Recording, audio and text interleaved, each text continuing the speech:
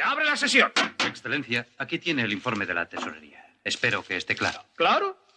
Hasta un crío de 4 años podría comprenderlo. Búsqueme un crío de 4 años. A mí me parece chino. ¿Chino? ¿Qué chino? Así funciona esto.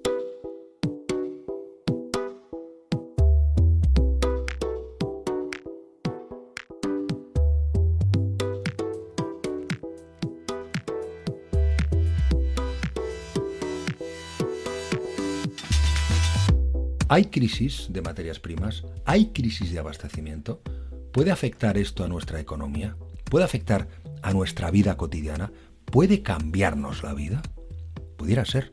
Hola, bienvenidos al podcast Así funciona esto, que responde a estas y otras muchas preguntas que seguro que te estás haciendo sobre lo que estamos viviendo en este tiempo. Y quien sabe o casi las respuestas siempre es Ana Comellas. Hola, Ana. Hola, Juanra Lucas. Bueno, casi, ¿no? Casi, sí, ¿no? Aquí en Varitas Mágicas tenemos pocas. Pero sí podemos responder alguna de las preguntas que acabo de hacer. Eso espero. En primer lugar, si de verdad hay desabastecimiento.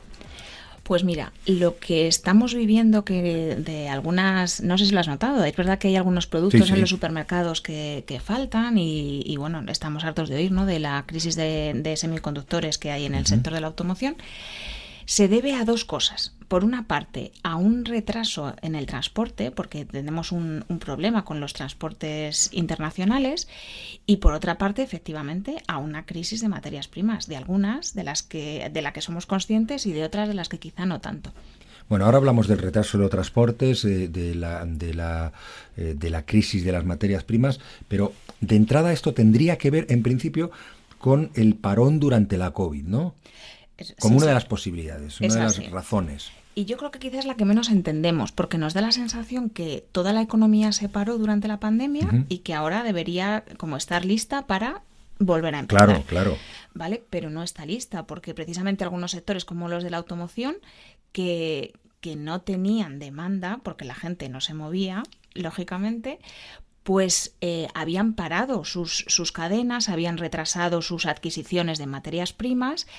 Y ha habido otros sectores, sin embargo, como el de las telecomunicaciones, ordenadores, tablets, bueno, toda la inversión que hemos hecho en telefonía y demás para poder estar comunicados en la pandemia. Esos han ido cogiendo materias primas que también estaba necesitando la automoción, como el litio para las baterías, cobre, cadmio, una serie también de componentes que eran necesarios. Entonces, ahora cuando el sector de la automoción, si le estamos tomando como ejemplo, se ha querido volver a poner en marcha, se ha encontrado con que esas materias primas no están tan disponibles como antes. Y ahora veremos además que no es solamente porque otros sectores las estén utilizando, sino que también hay países que, viendo pues el panorama, están haciendo acopio de esas materias primas. Claro, ya empiezas a dibujar en un poquito el mapa de por dónde van las cosas, pero en efecto vamos a ir organizando y ordenando. Claro, cuando hablamos de la falta de materias primas y de la falta de componentes, tú has utilizado y estamos utilizando el sector del automóvil, y es en lo que se piensa, faltan los chips para los coches, pero es que faltan materiales para un montón de sectores de servicio, de la industria, de esos de los que cotidianamente nos servimos nosotros como ciudadanos. Sí, mira, por ejemplo, el petróleo. El petróleo ahora mismo ya no es que suba el precio, sino que la extracción es muy cara. Y de hecho, vamos a ver en unos días, porque hemos hablado con Antonio Turiel, que es un gran especialista en tema de energía. Vamos a ver que el petróleo es muy caro de extraer ahora mismo y que el petróleo no puede subir mucho su precio, porque si sube mucho afecta mucho al PIB. Esto es algo que está muy estudiado a lo largo de la historia económica contemporánea. Entonces, muchas petroleras no les sale ya rentable sacar petróleo.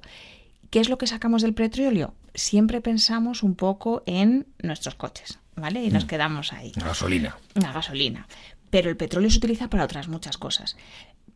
Pues mira, por ejemplo, para fabricar fertilizantes, un montón de componentes químicos que se usan en el sector farmacéutico, sin ir más lejos. Los fertilizantes que hemos hablado, que está afectando mucho ahora mismo a la agricultura y a los precios que están pagando los agricultores para producir. Plásticos, una serie de cosas que nos afectan mucho. No es solamente el propio transporte, aunque también, porque por ejemplo los grandes barcos que nos traen materias primas de otros sitios o nos traen nuestros pedidos que hacemos a otros países, vienen por barcos y los barcos se mueven con gasoil. Claro, eso en cuanto al petróleo, pero por ejemplo componentes de los que ahora hay escasez o acaparamiento, como ahora comentaremos, pues se utilizan también en la medicina o en la industria del papel o en la industria de la cerámica o en la construcción. Tú me contabas el otro día una amiga tuya que ha ido a hacer una casa y tenía un presupuesto y ahora se le ha disparado, o incluso no se lo pueden hacer la obra porque falta material. Eso es. Ella, tiró todas las paredes de la casa para, pues la típica casa que compras para reformar, y es verdad que ahora se le ha puesto todo por las nubes. Y si no se te pone a ti por las nubes porque no cerraste presupuesto, se le pone por las nubes al que te va a hacer la reforma, que se ha comprometido contigo a cobrarte a tantos euros el metro cuadrado de gres de tu casa, y ahora ve que no puede hacerlo. El sector de la cerámica está especialmente afectado. Te voy a decir un poco una serie de cosas y luego vamos a ir también extrapolándolas a otros sectores. Primero, el sector de la cerámica es muy intensivo en energía. Claro. Que no en electricidad. Que gasta mucha energía, no mucha luz. Vale. Eso es, que no ya solo en electricidad, porque necesita calentar mucho sus hornos para fundir una serie de materias primas y crear la cerámica. Esa potencia calorífica no la hace con energía renovable, la tiene que hacer con carbón o gasóleo, con cosas que tienen mucho poder calorífico, que son combustibles fósiles y emiten CO2. ¿Vale? Entonces, se ven penalizadas por me sube el precio de la energía, tengo que emitir CO2, con lo cual tengo que pagar la penalización por las emisiones de CO2. Que ya nos lo contaste, lo digo por si alguien que está escuchando tiene dudas sobre lo que esto significa. En el podcast anterior hablábamos de ese elemento como uno de los que condiciona el precio de la luz. Perdona, sigue. Eso es. Vale, entonces pues eso, la industria de la cerámica también se ve penalizada por el coste del transporte, porque la industria cerámica exporta un 85% de lo que produce aquí en España, va fuera.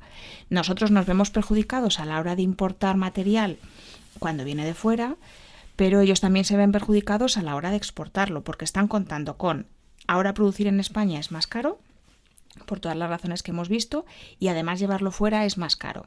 Perdemos lo que se llama competitividad, ¿vale? Que es que nuestros precios son más caros que los de otros países, y los consumidores de estos productos extranjeros lo mismo eligen otros países para su consumo. Por tanto, hay crisis de abastecimiento, ahora hablaremos de las razones, hay crisis energética que también vamos a desarrollar, y esto confluye en una situación como la actual, que también vamos a ver en los próximos minutos cómo nos afecta, aunque algunas cosas nos estás apuntando. Pero Ana, por volver otra vez a las cuestiones que planteábamos al principio, ¿cuáles son las razones? Hablábamos de la pandemia como elemento que para la producción, y cuando de repente esta vuelve otra vez hay tanta demanda que no hay material suficiente para satisfacer. Luego también hablábamos de que alguien está acaparando.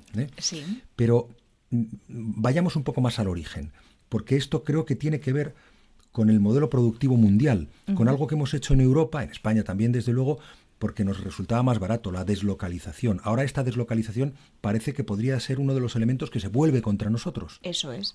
Mira, hace 20 años la producción en Europa era más o menos un tercio de la población mundial. De la producción mundial.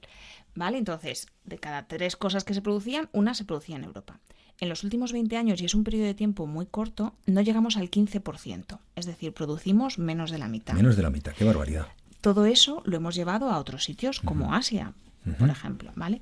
Mientras todo va bien, es estupendo. Claro, perdona, el planteamiento era el siguiente. Bueno, yo lo llevo a producir a un país de Asia o a China porque allí me resulta mucho más barato que producir aquí. Entonces, hago mi negocio y tengo más beneficios. Pero no pienso en el futuro, pienso en mi producción y mi cuenta de resultados.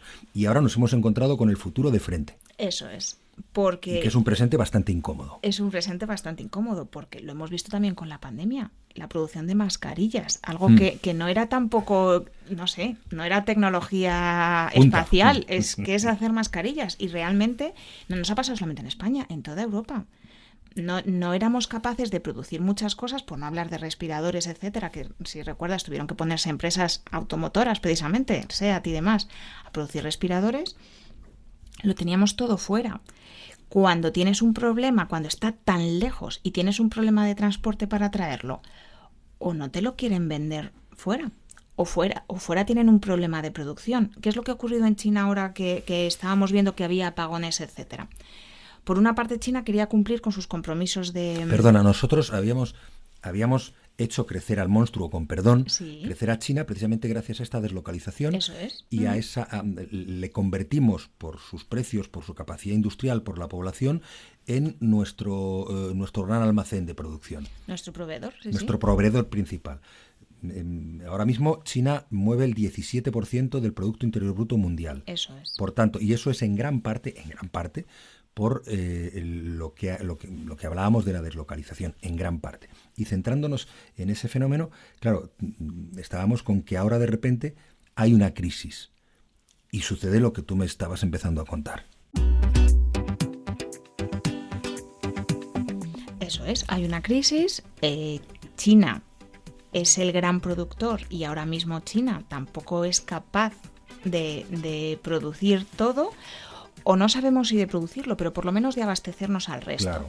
¿Vale? Porque ahora mismo China está haciendo acopio de materiales. Claro, es lo que hablábamos antes del acopio. Vale, entonces el litio, por ejemplo, pues está diciendo que, bueno, está comprando litio en grandes cantidades y lo está almacenando. Claro, el litio es un mineral fundamental para un semiconductor, desde las baterías de los móviles hasta las baterías de los coches eléctricos. Eso es. Ahora mismo lo utilizamos para todo.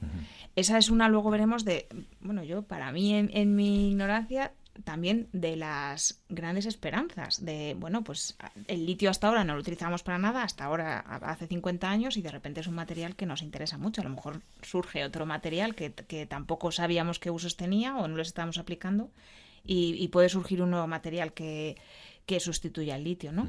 Pero bueno, China, entre las tensiones con Taiwán, el tema eléctrico que también está teniendo la industria, apagones, porque él también se ve condicionado problemas, en efecto, sí, por el precio de la energía, intentar también descarbonizarse, es uno de los que más está invirtiendo en energías renovables y bueno, está recomendando a su población abastecerse.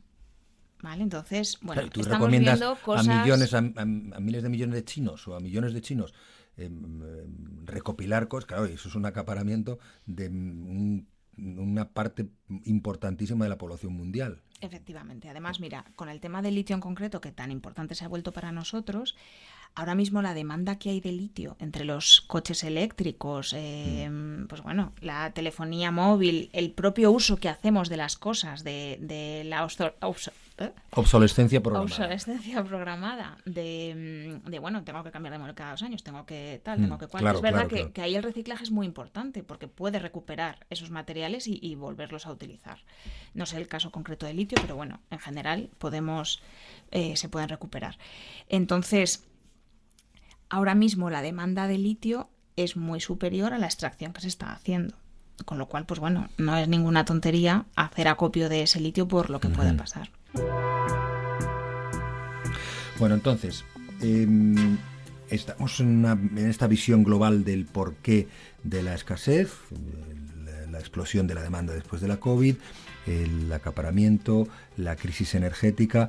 Claro, y esa crisis energética, junto al transporte, con el encarecimiento de los transportes del que antes hablabas, es lo que todavía agrava más esta crisis post-COVID. Eso es, la está agravando y tenemos también otro factor que no hemos comentado, que es la economía del crecimiento en la que vivimos. Bueno, ahí, sí, te quiere crecer 2 dígitos, como dices tú muchas veces. Eso ¿no? es, ahí se mezcla un poco nuestros hábitos de consumo, que no sabemos qué fue primero, si el huevo o la gallina, y este afán por crecer de las empresas de 2 dígitos. Crecer 2 dígitos significa crecer más de un 10% cada año. Exacto. ¿Vale? Ha sido parte de lo que ha provocado la deslocalización. ¿Vale? Yo empiezo a vender, quiero tener unos beneficios muy altos, los beneficios son pues lo que he ingresado menos lo que he gastado. Entonces, yo produzco lo que sea, ¿vale? Me da igual, ropa. Sí. La vendo primero en Madrid, luego en España, luego en Europa, pero llega un momento que por mucho que quiera, pues ya no puedo crecer por el lado de los ingresos. Tendré que crecer para incrementar mis beneficios, tendré que minorar mis gastos para seguir teniendo un beneficio del 10% con respecto al año anterior, que es, si el año pasado tuve 100, al siguiente 110, al siguiente 121, así, ad eternum, ¿no? Entonces, intento reducir costes. ¿Cómo reduzco costes? Pues en parte llevándome a la producción a otro sitio. Yo me dejo aquí en Europa o en Estados Unidos, me dejo la parte del diseño, un poco lo que distingue mi producto, y la producción se la encargo a otros. A Turquía, a Bangladesh, lo que hemos hecho en todo el mundo, China, etcétera. Que es verdad que por una parte también ha ayudado a industrializar y a levantar esos países, ¿vale? Pero por otra parte lo hemos hecho un poco a costa, porque no sale más barato producir en otro país que en Europa. Pues porque aquí hay una serie de derechos sociales, hay un salario mínimo, hay una legislación que impide que N cosas, y pues por ejemplo, que la energía, hay unas emisiones de CO2 que se penalizan, y si hay otro país que no las penaliza, pues ya es más barato producir allí, con lo cual, nos hemos deslocalizado. La deslocalización no es inocente. No es inocente, efectivamente. No es que allí tendrán cosas que lo haga más eficiente, pero por otra parte, pues hay cosas que simplemente son más baratas porque no tienen los mismos controles que aquí. Bien, entonces, estamos en el análisis de la situación, sus consecuencias. Estás hablando un poco de ello, es decir, subida de precios, está claro, estamos en la inflación, están los ERTES, cae la inversión, luego ese efecto látigo que me has llamado alguna vez, pero vamos por partes. Cuéntame entonces cómo nos afecta esto a la economía, o sigamos por esa senda. Vale, sí, hay inflación, suben los precios porque, por una parte, hemos dicho que hay lo que llamamos una contracción de la oferta. Yo quiero comprarme un coche. O sea, que hay menos ofertas. Y hay menos coches, exacto, con lo cual la oferta tira para atrás. Si hay mucha gente que quiere un coche y hay menos coches en el mercado, va a subir el precio. Es lo de la ley de la oferta y la demanda. Es la ley de la oferta y la demanda, efectivamente. Va a subir el precio. Aparte, si hay mucha más demanda, con esa cada vez menos oferta, va a subir todavía más. Y esa inflación no solamente se va a alimentar de ese movimiento de mercado, sino que es que además a la oferta le es más caro producir, con lo cual va a subir los precios y va a subirlos igualmente, y aparte se ve como favorecido, o sea, porque además hay más gente que me está pidiendo cosas. Aparte de que haya menos oferta, es que te resulta más caro producir, ofrecer, y entonces eso sigue incrementando precios. Sigue incrementando precios, y además los precios, si entramos en una espiral inflacionista, pues lo que va a pasar es que como a mí como consumidor me es más caro comprar, voy a pedirle a mi empresa, oye, necesito que me subas el sueldo. No me llega para hacer lo mismo que estaba haciendo antes, ¿vale? Claro. Estoy perdiendo poder adquisitivo. Con lo cual esa empresa, además de todos los costes de mi producto es más caro porque es más cara la energía, es más caro el transporte, me son más caras las materias primas, y ahora además me va a ser más caro el coste de personal. Claro. Con lo cual voy a volver a subirlo, y eso ya es un problema mucho más grave. Engorda la bola de nieve de la inflación. Eso es, que no estamos en ese momento, pero si no somos capaces de parar esto, pues es a dónde va llevando. Uh-huh. ¿Y el efecto látigo? Que es que me parece muy interesante. Sí, mira, el efecto látigo. Vamos a coger ahora la industria del papel, ¿vale? Por ejemplo. La industria del papel es muy curiosa, porque en los últimos años hemos dejado de utilizar tanta imprenta, ¿vale? No se imprimen tantos periódicos, no se imprimen tantos libros, nos estamos pasando al digital, al ebook, a leer la prensa en el ordenador, etcétera. Bueno, los más viejos como yo todavía seguimos disfrutando del papel, abrir el libro, leer y todo eso, pero es verdad que el mercado en general se mueve a alejarse de ese papel. ¿Pero qué pasa? Y los libros de texto, estoy pensando también. Estaba pensando, los libros infantiles se salvan porque los niños necesitan, pero es verdad que los libros de texto también han pasado a ordenadores y tablets en muchos centros. Vale, entonces, ese papel de imprenta baja. Pero, sin embargo, ¿qué estamos haciendo que no hacíamos antes? Comprar mucho por internet. El papel que se usa para el embalaje, el cartón, claro, ha subido mucho su producción. ¿Vale? Es como que la industria papelera ha visto ese cambio en los últimos años. Y la pasta de papel no se produce aquí, se produce en Asia. ¿Vale? Con lo cual, todo este miedo que tiene la industria papelera a no llegar al Black Friday, a las Navidades, a tal, es porque vamos a pedir por internet y no van a tener cartón para meternos el pedido que hemos hecho. ¿Vale? Entonces, ¿este efecto látigo qué es? Este efecto látigo es, como yo no estoy muy seguro de que me vaya a llegar mis cartones para poder mandar la ropa esta que ahora soy empresaria, pues como no me van a llegar, lo que hago es, en vez de pedir a un proveedor solo, que no estoy segura si va a poder ser capaz de mandármelo, voy y pido a 3 para asegurármelo. Eso es como cuando en las líneas aéreas es el overbooking, es parecido al overbooking. Cuando las líneas aéreas venden más de lo que porque creen que a lo mejor hay gente que falla, que falla. Entonces, como creo que a lo mejor hay algún proveedor que me va a fallar, se lo pido a 3 y alguno me lo traerá. Pero va a pasar como el papel higiénico, siguiendo con el papel. Sí. La demanda de papel higiénico es la misma. ¿Cómo que es la misma? ¿Si piden más? No, durante la pandemia nosotros éramos las mismas personas, no necesitábamos más papel higiénico que antes. ¿Vale? Bueno, vale. Pero lo que hacemos es, vamos a comprar mucho por si acaso nos quedamos sin, ¿vale? Aunque demandemos lo mismo, queremos acumular más. Entonces, el efecto látigo es eso, es todavía incremento más la demanda de los productos porque por cada demanda la voy a multiplicar por 2 o 3. Claro, porque pido a otros diferentes proveedores. Pido a otros diferentes proveedores. Los proveedores reciben pedidos y a su vez presionan a sus proveedores. Claro. Y al final parece que en vez de 10 rollos de papel higiénico por familia, se necesitan 30. Pero realmente el consumo va a ser de 10. ¿Y eso qué consecuencias tiene? Pues presiona todavía más sobre la inflación, sobre la subida de precio y presiona sobre toda la cadena de producción, porque es como quiero 3 veces más papel, esos suministradores van a pedir que se produzca más, pero es que en el fondo no hay esa demanda, se está produciendo una especie de burbuja. Ya, qué bueno. Oye, y claro, ante esta especie de tormenta perfecta que estamos viviendo, ante esos hábitos de consumo que lo potencian, esa crisis energética de la que hemos hablado también, esa crisis de transporte, la pregunta, ¿hay solución? ¿Hay salida? ¿Las costuras de nuestro sistema que están presionadas, que parecen a punto de reventar, van a reventar? ¿Qué habrá que hacer o qué podemos hacer? Pues mira, ¿qué habrá que hacer? Bueno, podemos hacer un brindis al sol, ¿vale? Lo ideal. A corto plazo no podemos hacer nada. Tendremos que aguantar el chaparrón, ¿vale? Pero lo suyo sería no simplemente abrir el paraguas y esperar que pase el chaparrón, sino realmente construir diques que contengan esto. ¿Qué deberían plantearse los gobiernos? Oye, ¿queremos seguir con este modelo de deslocalización o queremos traer parte de la producción a nuestros países, pero no ya como países individuales? Los gobiernos y las empresas, es decir, los todo el mundo, gobiernos y las todos empresas, los actores económicos. Todos los actores económicos. Entonces, deberían plantearse eso. Oye, hemos visto cuando todo iba bien, el transporte era barato, la energía era barata, las materias primas eran accesibles, no había esta crisis. Este sistema funcionaba muy bien. Ahora de repente vemos que el sistema pues tiene sus pegas, como todos. Igual que producir todo aquí dentro también tiene sus pegas, ¿no? ¿Qué es lo que queremos a futuro? ¿Podemos colaborar, por ejemplo, dentro de la Unión Europea?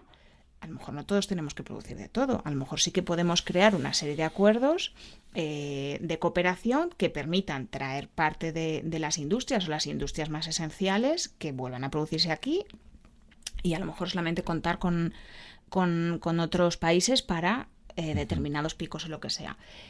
¿Queremos hacer eso o no? Porque luego además también ecológicamente tiene una huella muy grande tener que traerte desde la otra punta del mundo en un barco que consume mucho petróleo, que es muy caro, que es muy contaminante, etcétera. ¿Queremos seguir haciendo eso o queremos apostar por algo más cercano? Como, mira, los restaurantes, por ejemplo, están con el kilómetro cero. Sí. ¿Vale? Porque, pues bueno, pues porque es consumir productos de los alrededores. De los alrededores, porque es, aparte que estás potenciando la economía local, pues también te estás ahorrando una serie de costes de transporte. En el caso de la verdura, pues lógicamente es mucho más fresca, que si la tienes que traer de Sudamérica, por decirte algo. Y bueno, pues a lo mejor eso tenemos que sentarnos y pensarlo y tener un compromiso. Esos gobiernos que tienen un poco que pensar ahora con lo de Next Generation y demás, en qué invertir y qué sectores favorecer, pues tienen que planteárselo. Las empresas también se lo tienen que plantear. Y nosotros como consumidores también nos lo tenemos que plantear. Entonces, o sea, todos tenemos trabajo. Todos tenemos trabajo. Para mí eso es la parte más difícil. Más que, bueno, más allá de quizá la huella ecológica o un sector concreto o demás, es queremos seguir apostando por un modelo de crecimiento De 2 dígitos. de 2 dígitos en un planeta que tiene unos recursos limitados. No solo eso, Juanra. En un planeta en que los que estamos consumiendo desaforadamente y cambiando de móvil cada 2 años y cambiando de coche cada N y bueno, todo lo que normalmente hacemos, que lo hacemos todos, si no es en una cosa es en otra, solamente somos una parte muy pequeña del mundo. El resto del mundo es pobre. No puede estar cambiando de camiseta cada temporada porque ahora se llevan las piñas o se llevan los flamencos. Si todos consumiésemos así, o sea, si ya tenemos el planeta con que las materias primas no son suficientes para abastecer toda la demanda, imagínate encima que todo el mundo consumiese así, toda la población. Realmente es insostenible. O sea, está claro que es insostenible. El planeta no es infinito. No tiene los recursos naturales no crecen a 2 dígitos. El litio no se multiplica, al revés. Las reservas que haya en el mundo son unas. Entonces, nosotros como consumidores también tenemos que plantearnos si queremos ese modelo o queremos volver a otro modelo, pues bueno, más estacionario, más compra caro niña, que somos pobres. Vamos a comprar cosas... Que no juegue ese elemento, por ejemplo, yo estoy pensando que necesitamos baterías de litio para nuestros coches que no contaminan, pero esas baterías de litio tienen que llegar en barcos tremendamente contaminantes o por avión que también contamina, con lo cual si tuviéramos la información o la conciencia clara, veríamos que las cosas no son exactamente como creemos que nos llegan, de la forma en que nos llegan a nosotros. Al final, que bien, yo tengo un coche que no contamina, perfecto, pero tienes baterías de litio, un montón de componentes que han llegado, que han sido extraídas o que han tenido una creación y un desarrollo que no ha sido sostenible y que contribuye precisamente a esa contaminación que nosotros creemos estar evitando. Eso claro. es. Entonces, lo que queda, soluciones, un gran acuerdo global Eso. sobre la explotación del mundo que se parecería a los del cambio climático y que espero que tuviera más éxito que el del cambio climático. Y luego, por otra parte, las empresas, acabar con la deslocalización y volver... Claro, eso encarecería el producto, eso sería una complicación. Claro, pero todo iría de la mano, Juanra, porque realmente, igual que ha ido de la mano todo hacia la crisis, también va todo de la mano respecto a la recuperación, porque si yo me resulta más caro comprar calzado, por ejemplo, querré que me dure más y no voy a tener 3 pares de zapatos nuevos por temporada, ni voy a usarlos como elementos de usar y tirar. El problema es que estamos utilizando productos que en principio son duraderos como de usar y tirar. Y si todos pensamos en nuestras casas, en una serie de cosas que tenemos, mira, ahí ahora es el momento de la historia donde cada individuo tiene más bienes, ¿vale? Más posesiones. Más posesiones. Es que antes, y te estoy hablando hace 100 años, en una casa había 4 muebles que se heredaban del arcón de no sé qué, el tal. Había un ajuar, que era el que uno aportaba al matrimonio. Había, pues, bueno, una serie de útiles en la cocina, la máquina de coser, una serie de cosas. Y ahora, si pensamos simplemente en nuestros hijos, tienen una cantidad de posesiones... Sí. Que no ha habido hasta ahora en la historia, y todas esas posesiones hay que producirlas y luego no solo producirlas, es que hay que desecharlas más tarde. Claro, entonces alguien puede pensar, ¿de qué se trata? ¿De que perdamos calidad de vida? ¿De que lo que hemos avanzado vaya hacia atrás? Yo no creo que se trate de perder calidad de vida, sino en valorar las cosas importantes, y las cosas importantes al final son las de siempre, son la salud, alimentación, un bienestar, calefacción en invierno. Yo creo que todo eso no tenemos que perderlo, pero que no, yo no vivo mejor por cambiar de iPad cada 2 años. Eso no es calidad de vida, eso es consumo, eso es una sensación de, pues de felicidad que a todos nos gusta, de estrenar, de tener lo último, es lo que nos están vendiendo.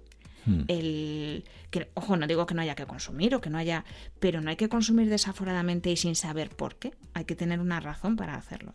Por tanto, todos tenemos algo que hacer y nosotros quienes estáis escuchando este podcast, a no ser que seas un miembro del gobierno, que también tienes otra responsabilidad, podéis y debéis hacer algo. Podemos confiar también en la tecnología, en que la innovación nos descubra, hombre, nuevas salidas, no para continuar, no para perpetuar este sistema que estamos viendo que nos lleva a la crisis permanente, ¿no? Pero por lo menos para pensar en que no todo está perdido. No, y además no lo está. Lo que pasa es que es verdad que hay que pagar su precio, porque mira, ahora estuve en una tienda, en una zapatería, y además, mira, me llevé un mejor concepto porque hablan de la piel vegana y yo pensaba, ya están aplicando ahí el vegano a todo. Y lo que decimos, no se puede criticar, ¿no? Hay una piel vegana que está hecha a base de algas. Ajá. Algas marinas, de verdad que el aspecto es, y la durabilidad y todo, como el de la piel, es estupendo y maravilloso y no está hecho de un animal, ¿no? Uh-huh. Hay muchas cosas ya, muchas prendas de vestir que lo pone, que está hecho a partir de plásticos, de botellas y demás. Entonces, claro, ahora mismo esos procesos son un poco más caros. No es lo mismo, pues eso, hacerlo de petróleo que hacerlo de plásticos, pero es que a lo mejor nos interesa invertir ahí. A lo mejor a mí me interesa decirle a las empresas, oye, que no quiero comprar con estos materiales, que es verdad que te han salido baratos, que no sé qué, que no sé cuántos, pero es que yo no quiero favorecer esto. Prefiero que inviertas en innovación y me ofrezcas pues algo que es de la misma calidad que lo otro, pero además estás reciclando. Entonces yo sí que creo que hay que ir un poco a eso, tampoco de un día para otro, tampoco sin, bueno, que no hay que radicalizar de esto es bueno, esto es malo, ya no voy a comer carne, no, pero bueno, que sí que tenemos que ser conscientes, es un poco también lo que queremos con este podcast, ¿no?